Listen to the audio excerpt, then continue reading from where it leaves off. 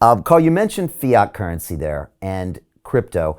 I've seen things you've done in the past, and I think you have, I'm guessing, 98, 99% of your wealth in crypto, which is quite a statement that you make. Can you talk about why you keep all your assets in crypto and what your thoughts are on fiat currency, the dollar, the euro, anything that you might have had in the past, and where you think it's going?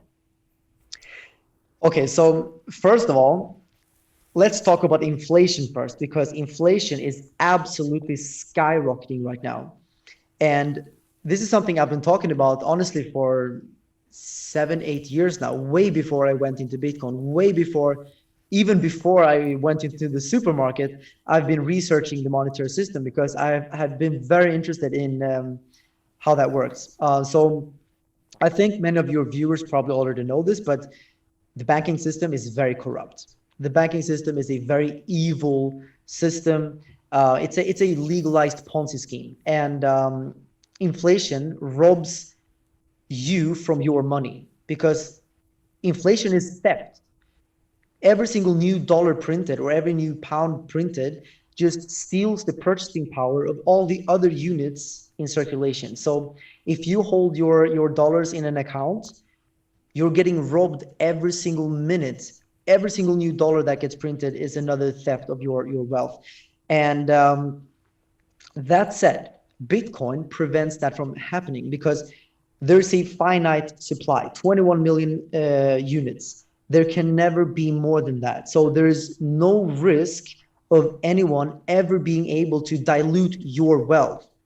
And on top of that, no one can hack your Bitcoin. No one can steal your Bitcoin. You can send them to anyone at any point in time, whenever you want, without anyone asking questions, stopping the transaction. You can cross borders. If you are in a war zone, you can literally flee your country with your Bitcoin in your mind by just remembering your seed phrase. I mean, it's just so revolutionary. So if you compare that with fiat, it's just no competition. Bitcoin is light years better. I don't even have to explain more. That should be enough. But if you even compare with gold, I would say, because gold is of course much better than fiat, much better than fiat. But even then, Bitcoin has a huge advantage because gold has a